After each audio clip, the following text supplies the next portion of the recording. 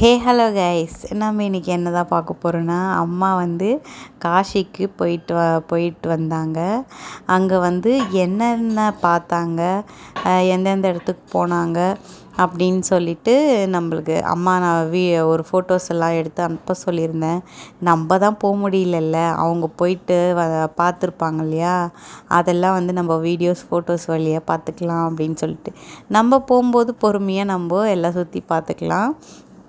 காசி, அப்புறம் வந்து அந்த சைடு அயோத்தியா அதெல்லாம் போயிட்டு பார்த்துருக்காங்க. ராமரையே பார்த்துட்டாங்க ஃப்ரெண்ட்ஸ்.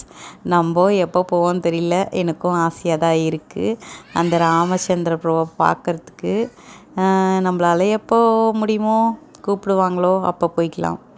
இப்போ வந்து காசிக்கு போயிட்டு போட்டெல்லாம் ஜாலியாக என்ஜாய் பண்ணிவிட்டு ஜாலியாக இருந்தாங்க போல இருக்குது, செம்மையாக. ஆனால் அதெல்லாம் போகணுன்னா நம்மலாம் புண்ணியம் பண்ணியிருக்கணும்.